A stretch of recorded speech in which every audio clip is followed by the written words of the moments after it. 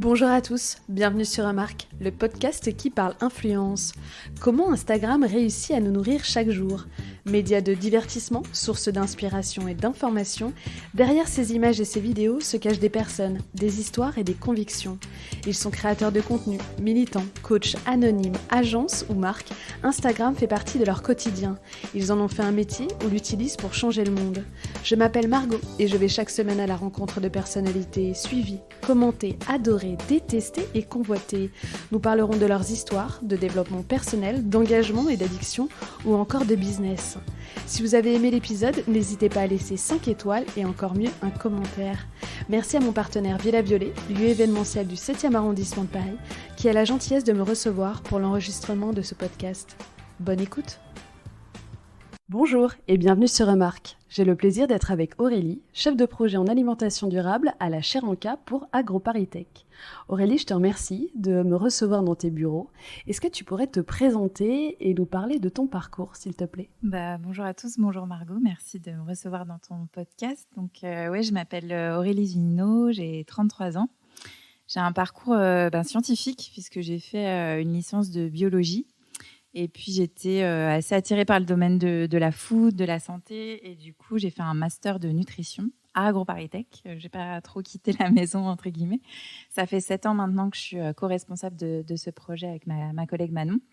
Et je suis effectivement à la coordination de programmes de communication, de sensibilisation à une alimentation plus durable à destination du grand public et plus particulièrement des 18-35 ans. Est-ce que tu peux nous dire ce qu'est une chaire ? Oui, alors effectivement, je travaille à la Chaire en K, qui est un projet d'AgroParisTech, qui est rattaché aussi à la fondation AgroParisTech. Toujours compliqué de définir ce que c'est qu'une chaire, clairement, je vais essayer d'être claire, mais généralement, c'est des projets qui émanent d'académiques, donc soit d'universités, nous en l'occurrence d'une école, l'école d'ingénieurs. C'est des projets qui ont une thématique bien précise, une problématique bien précise. Pour nous, c'est comment on peut réussir à trouver des stratégies pour accompagner les comportements alimentaires, trouver des moyens pour favoriser cette transition vers une alimentation plus durable. Et on réunit autour de nous des partenaires, donc bien sûr des académiques. Nous, on est vraiment implantés au sein d'un laboratoire de nutrition, donc on travaille beaucoup avec des chercheurs qui travaillent sur les comportements alimentaires, et des partenaires qui soient privés ou publics, donc que ce soit par exemple des partenaires comme le ministère de l'Agriculture qui nous avait soutenus ou des partenaires du monde de l'agroalimentaire qui nous soutiennent via des dons. Et on co-construit ensemble des connaissances, des outils.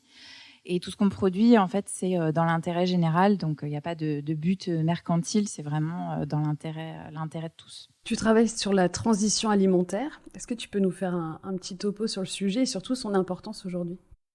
Oui, alors c'est vrai qu'on parle beaucoup de transition alimentaire, surtout dans nos pays occidentaux, pour plusieurs raisons. Déjà qu'à l'horizon 2050, on sait qu'on sera presque 10 milliards d'habitants et qu'il va falloir augmenter de près de 70% notre production alimentaire.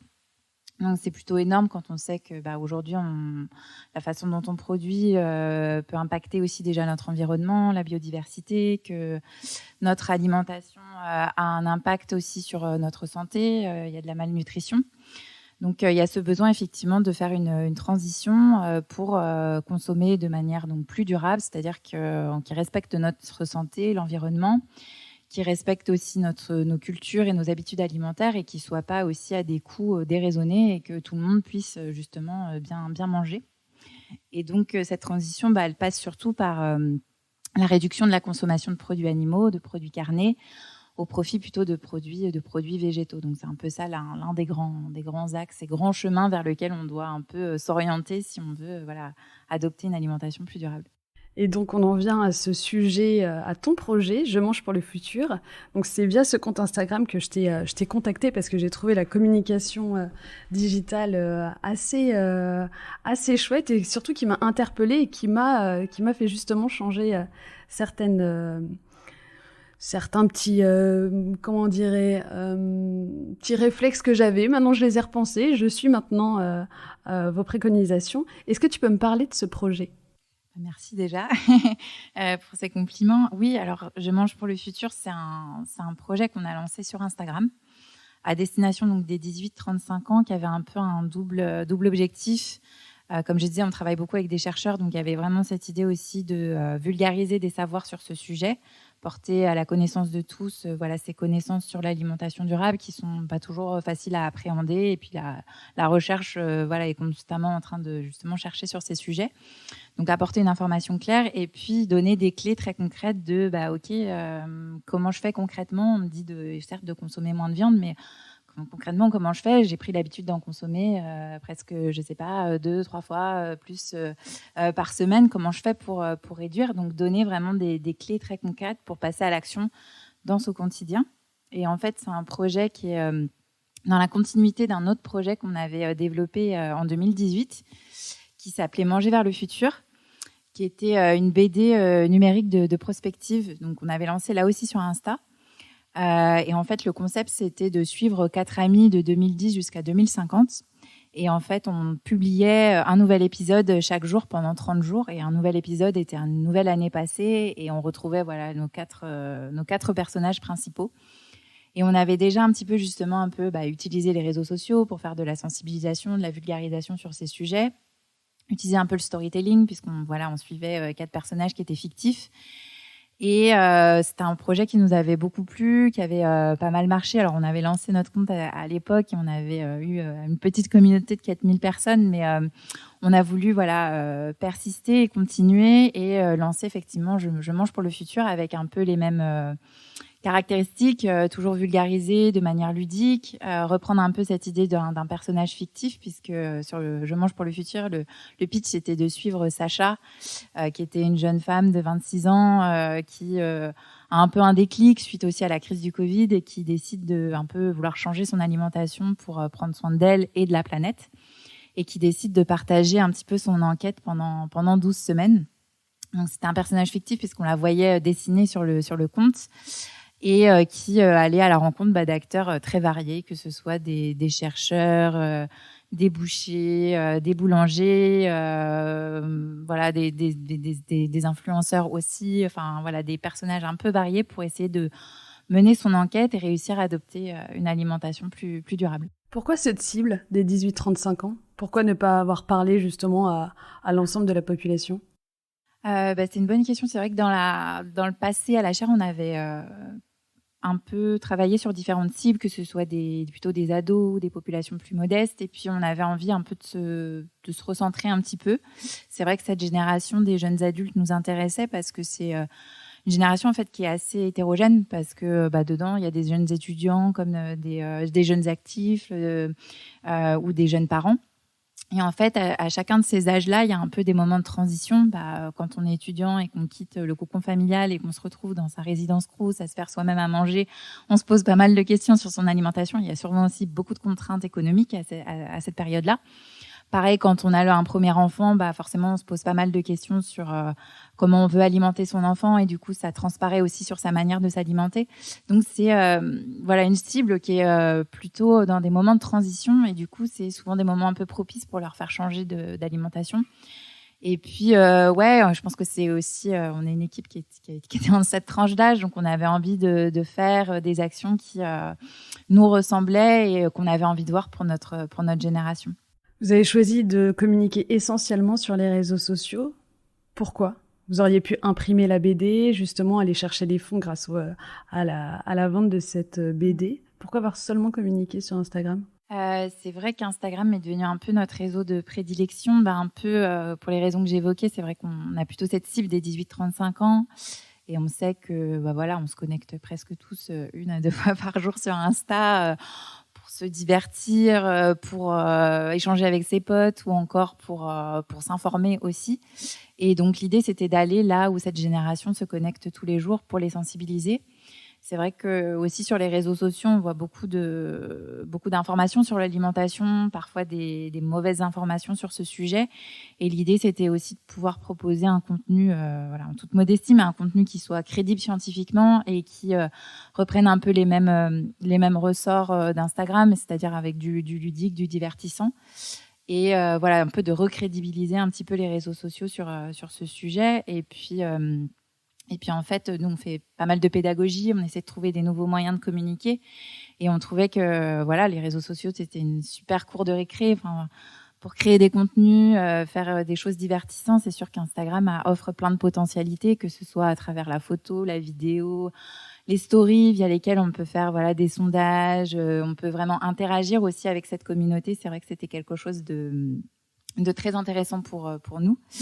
Et en fait, ça n'empêche pas qu'on a pu aussi être sur d'autres plateformes et d'autres formats, puisque typiquement la BD Manger vers le futur qu'on avait sorti en 2018, dont je parlais, on l'a aussi adaptée sous forme d'une exposition itinérante, et du coup, elle circule pas mal, que ce soit là, elle est empruntée dans un lycée à Mantes-la-Jolie, elle circule pas mal sur des événements. Donc, on essaye aussi de trouver d'autres moyens pour, au-delà du numérique, au-delà du virtuel, de donner aussi un petit peu une autre vie au projet qu'on développe. Tu nous as dit au tout début que vous étiez que 2 sur ce projet, pas du tout du secteur de la communication. Comment vous faites justement pour avoir toutes ces idées? Vous faites accompagner? Alors, on était 3 précisément, puisqu'il y avait Manon, ma collègue, et puis aussi Pauline, qui était en chargée de mission.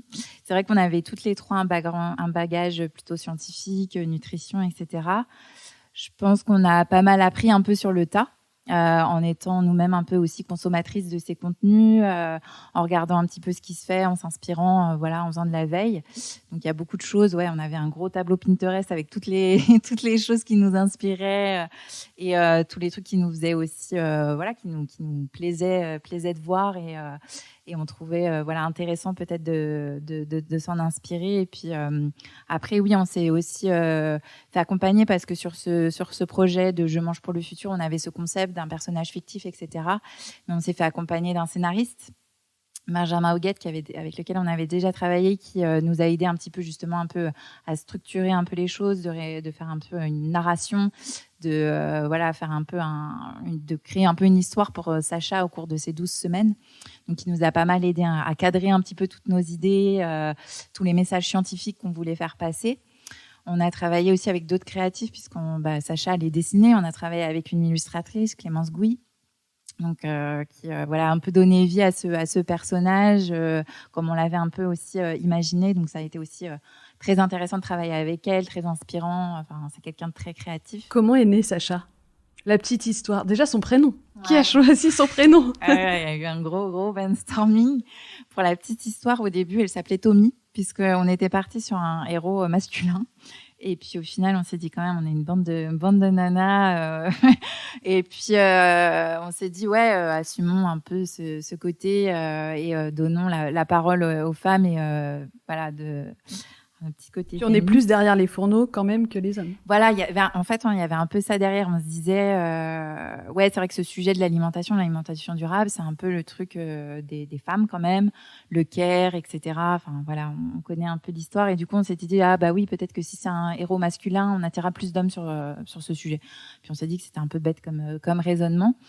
En fait, Sacha, elle est un peu née. En fait, on avait fait tout un travail en amont de vraiment recenser un petit peu les besoins et les attentes de notre cible. On avait fait tout un audit, alors soit avec des questionnaires, soit des entretiens individuels, collectifs qu'on avait pu mener. Et du coup, ça nous a permis d'identifier justement dans notre cible quels étaient leurs freins à adopter une alimentation durable, leurs motivations. Et du coup, ça nous a beaucoup inspiré pour créer un peu ce portrait robot, d'avoir ce personnage qui était un peu symbole de cette génération. Quelqu'un qui avait très envie de s'engager pour la transition, mais qui savait pas trop comment s'y prendre. Quelqu'un qui avait un peu peur peut-être du jugement de son entourage par rapport à cette transition. C'était des choses qui étaient souvent revenues, qu'on a essayé d'intégrer dans le projet. Quelqu'un qui était pas non plus un as en cuisine, et qui avait une petite cuisine, et du coup pouvait pas non plus se faire des plats, et avait pas le temps d'y passer 3 heures. Donc c'est un personnage où on s'est vraiment inspiré de tous les retours qu'on a eu de cette cible, pour essayer d'en faire une héroïne qui soit au plus près des préoccupations, et qui ressemble un petit peu à un portrait robot de notre génération. Et donc le projet a été un succès. Vous avez 12 000 abonnés sur votre compte Instagram. Est-ce que tu as vu l'engagement de votre communauté à s'accroître en fait au fur et à mesure de la diffusion de la BD? Ouais, ça a même démarré très très très fort.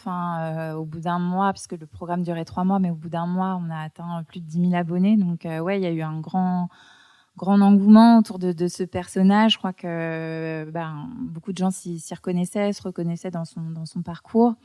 Des questionnements, puisque chaque semaine, il y avait un peu une nouvelle question. Donc, c'était, par exemple, est-ce que je vais avoir des carences? Est-ce que je dois arrêter la viande? Et du coup, je pense que les gens se reconnaissaient un petit peu aussi dans ces questionnements-là. Donc, oui, il y a eu pas mal d'engagement, même... on avait sur certains postes des petits croquis qui synthétisaient des études scientifiques. Il y avait quand même beaucoup de gens qui qui posaient beaucoup de questions, qui voulaient avoir les liens des articles, etc. Donc on a vraiment senti un vrai engagement. Des gens qui nous posaient des questions à MP quand on faisait des sondages où on leur demandait via des questions ouvertes, leur opinion sur certains sujets. Il y avait vraiment une réelle participation. Et on a eu beaucoup de retours très positifs sur le fait que ça leur avait permis de réfléchir un petit peu sur ce sujet. Ça leur avait parfois fait passer à l'acte en testant certaines recettes et lever certains a priori. Et du coup, ça c'était vraiment tout ce qu'on voulait avec ce projet, inviter à la réflexion, inviter à mettre ce sujet peut-être dans les discussions qu'on peut avoir aussi avec dans son entourage. Et puis si après on passe à l'acte, c'était vraiment quelque chose qui était la cerise sur le gâteau pour nous. Ouais. Et justement, est-ce que tu sais s'il y a plus d'hommes ou de femmes à vous suivre sur le compte Instagram? Il y a eu plus de femmes, ouais. Je crois qu'on était 80% d'une audience féminine. D'accord. Ouais. Tu parles d'engagement, réseaux sociaux veut dire aussi influence, donc influenceur. Est-ce que vous avez monté des partenariats avec des influenceurs? Oui, tout à fait. C'est vrai que notre objectif, c'était de faire en sorte que le projet soit le plus visible possible, qu'on aille sensibiliser le plus de monde. Donc, étant sur Instagram, c'était effectivement une des choses qu'on a imaginé, de développer des collaborations avec des influenceurs pour aller chercher des communautés peut-être que nous, on n'atteignait pas. Pouvoir aussi co-construire des contenus avec des influenceurs et qui puissent aussi nous partager, par exemple, leurs astuces, leurs recettes qu'ils pouvaient avoir sur certains, par exemple les légumes secs, quand on a fait un chapitre sur les légumes secs ou les céréales complètes, avoir leurs astuces et qu'ils puissent aussi les partager. Donc oui, on a un peu travaillé avec des macros ou des micro-influenceurs, comme on dit. On a travaillé avec une agence qui nous a aidés justement sur toute cette stratégie un petit peu d'influence parce que on n'avait pas forcément cette expertise, nous, en interne. Et puis, je pense que ça demande aussi pas mal de temps et d'expertise pour pouvoir les contacter, les identifier. C'est vrai qu'on a travaillé, je pense, avec des gens qui nous ressemblaient, qui portaient un discours aussi positif, non injonctif sur l'alimentation. C'était quelque chose qui nous importait. Voilà. C'est compliqué de séduire les influenceurs justement sur la transition alimentaire, sur une cause d'avenir? Je pense qu'il y en a beaucoup qui prennent la parole sur ça ces derniers temps et qui s'engagent réellement sur ça. Après, c'est vrai qu'il y en a certains qui peut-être hésitaient à aborder ces sujets parce que quand on parle d'alimentation, on parle quand même de l'intime et avaient eu peut-être des mauvaises expériences en partageant aussi certaines idées sur l'alimentation avec leur communauté. Donc peut-être étaient un petit peu réticentes, mais majoritairement tous étaient très très emballés par le projet et très emballés par le sujet. Donc il n'y a pas eu de gros freins. À l'inverse de certaines collaborations qu'ils ont pu avoir auparavant, tu es quand même entouré de chercheurs.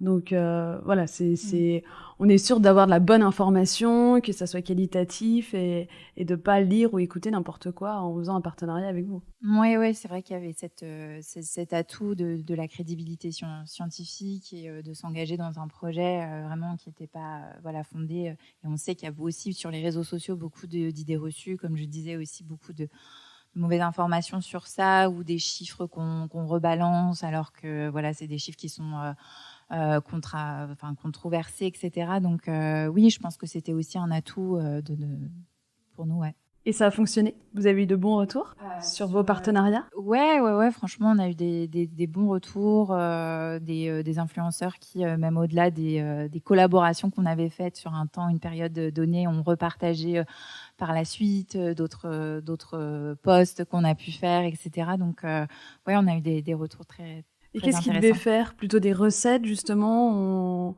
y ajoutant des ingrédients durables? On a fait plusieurs types de collaborations. Il y avait des collaborations, c'était purement entre guillemets informer la communauté sur la sortie du projet. Et c'est vrai qu'après, tout au long du projet, on a essayé de les engager. Donc effectivement, il y avait partager ses astuces pour adopter une alimentation plus durable, qu'est-ce qu'elles avaient mis en place, et donc à travers un petit template, donner quelques astuces. Il y avait partager aussi effectivement des recettes qui intégraient une céréale complète oubliée qu'on connaît mal, pour inciter et un peu donner envie de reproduire un peu des recettes et de se lancer. Donc c'était assez varié les façons dont on a pu les engager en fonction un petit peu aussi de leur profil, si elles étaient plutôt food, recettes ou voilà. C'est un projet à but non lucratif. Comment vous financez ? Alors, comme je disais, on est une chaire partenariat, une chaire de mécénat. Donc, on fonctionne sur des dons. Donc, on a des dons de partenaires. Et puis, pour ce projet, plus particulièrement, on est allé chercher on a répondu à des appels à projets. Un appel à projet du ministère de l'Agriculture, de la Santé et de l'ADEME, qui s'appelle l'appel à projet Plan national pour l'alimentation, qu'on a remporté. On a fait aussi un appel à projet d'AG2R La Mondiale. Et puis aussi de l'organe de médiation scientifique de l'université Paris-Saclay dont on dépend. Donc on répond à des appels à projets pour un petit peu compléter nos financements, mais on fonctionne principalement sur des dons. Aujourd'hui, Sacha ne parle plus depuis quelque temps. Quelle est la suite de vos actions ? Est-ce que vous allez refaire parler Sacha ? Ouais, elle a fait un petit break après ces 3 mois intenses d'enquête. Elle a décidé de faire un petit break. Il y avait un petit break éditorial pour nous à plusieurs titres. C'est vrai que en fait, à la chaire, on fait aussi des projets qui sont dans une démarche de recherche-action.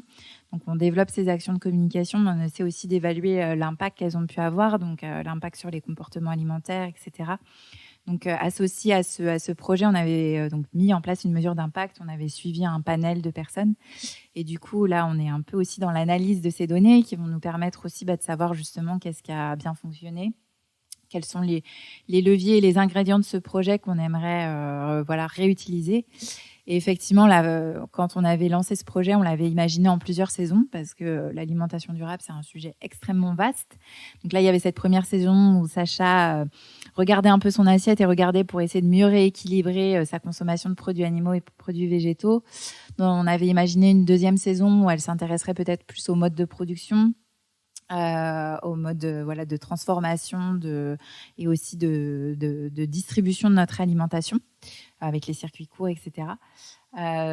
Et aussi, il y a plein de sujets qu'on a traités, mais peut-être pas assez profondément dans cette saison 1, comme je pense par exemple à la pêche durable ou ce genre de choses qu'on aimerait traiter. En tout cas, on a plein d'idées et effectivement cette envie de continuer et peut-être de repartir effectivement sur une saison 2 et de vraiment continuer ce dialogue qu'on a instauré avec notre communauté qui était très demandeuse justement de cette information, comme tu disais, crédible scientifiquement, mais aussi ludique.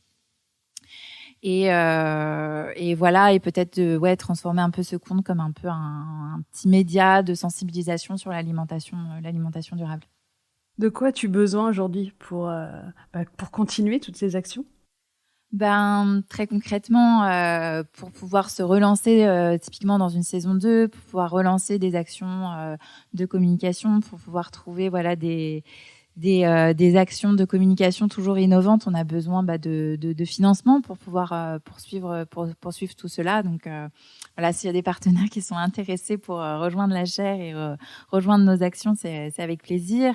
C'est vrai qu'on aimerait aussi un petit peu plus développer peut-être des partenariats médias.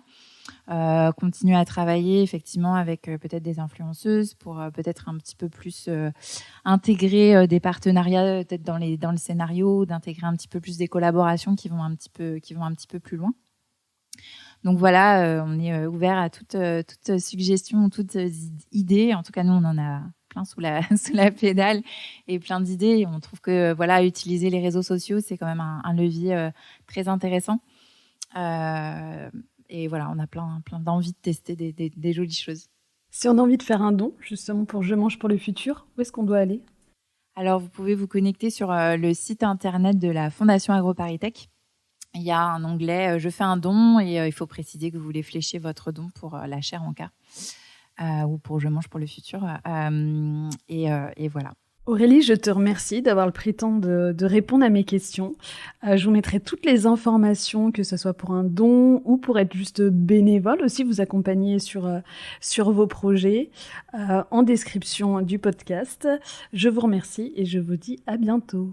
Si vous êtes encore là, c'est que l'épisode vous a plu. N'hésitez pas à me laisser une note, je vous avoue que les 5 étoiles sont mes préférés. Pour suivre le programme, je vous retrouve tous les mercredis sur le compte Instagram Remarque Podcast pour l'annonce du prochain invité. Sinon, je vous dis à lundi pour le prochain épisode.